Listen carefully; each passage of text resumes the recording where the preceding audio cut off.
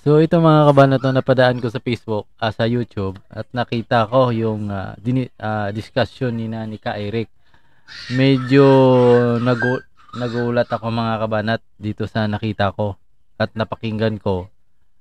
Patungkol ito kay Paduano, maibinulgar dito si Ka Eric sa katauhan ng party list ni Paduano mga kabanat. Grabe pala ito. Ano ba nangyari sa ating bansa, no? Si Paduano ay kabilang sa Quadcom mga kabanat, na siya yung, at ang Quadcom ay yun din ang init na init yung dugo kay BP Sara. Ika nga in short sa mga Duterte. At sila yung Quadcom kasi yung naghihiring patungkol sa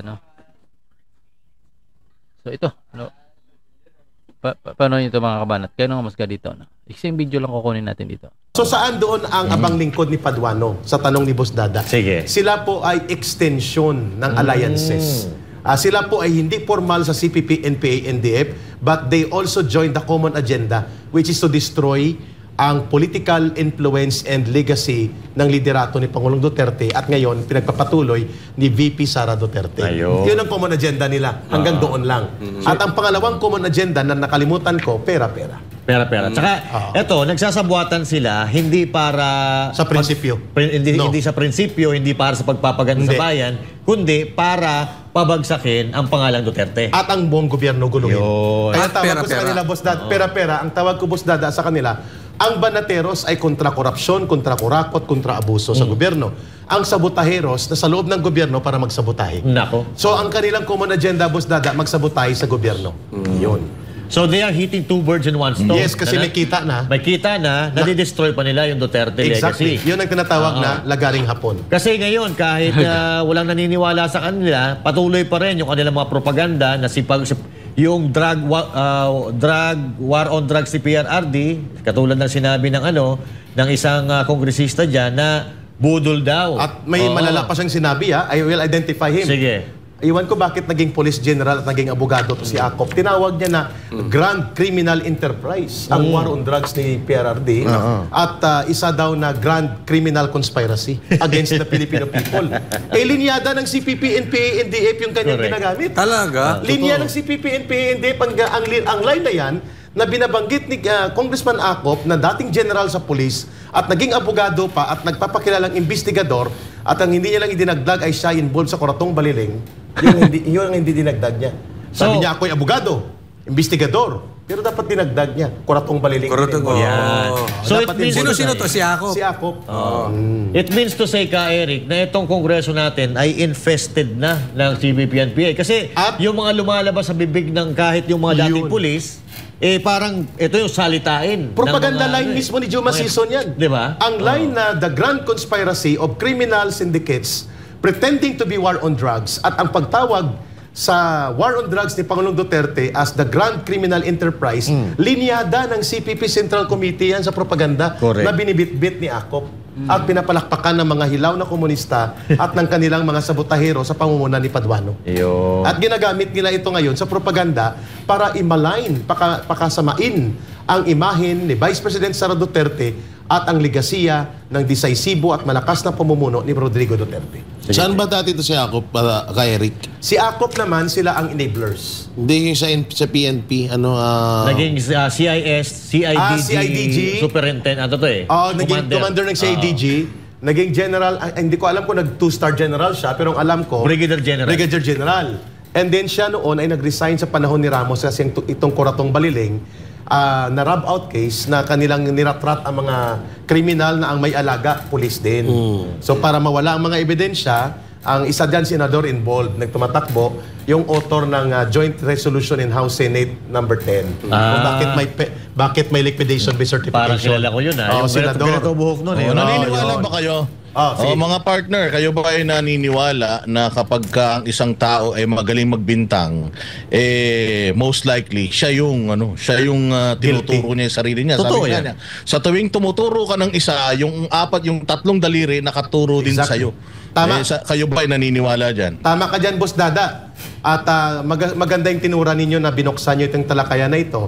The real grand conspiracy to destroy the Filipino people and our country's democracy and to abuse the process of democratic institutions ay hindi po ang mga Duterte, kundi ang Kongreso na pinamumunuan ni Martin Romualdez. Yun. And that is the truth.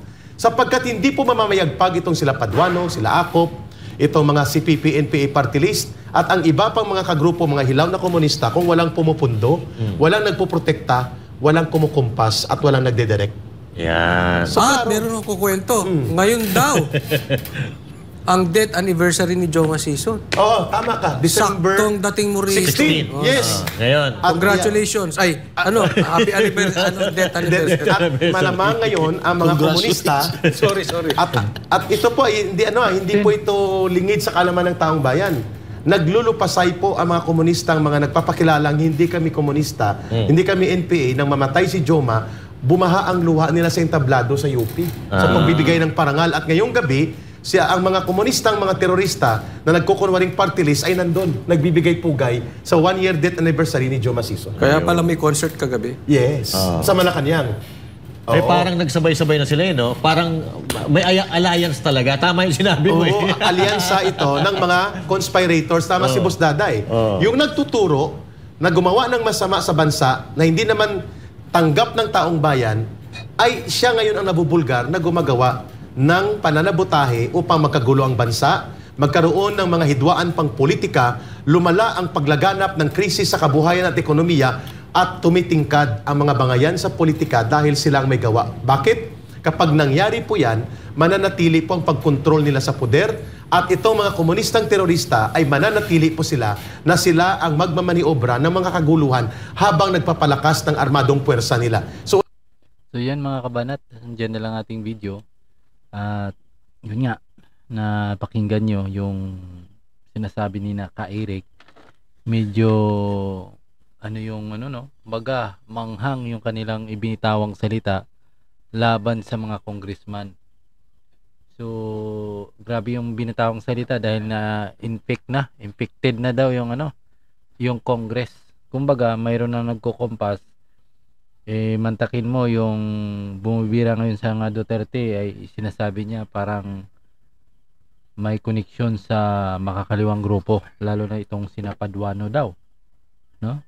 Bagay yung apat ay medyo matagal na nating naririnig yan na may koneksyon din, pero may bago sa aking paging itong Paduano parang isiningit ni Ka-Eric, mga kabat. Iwan ko lang kung gaano yan katotoo.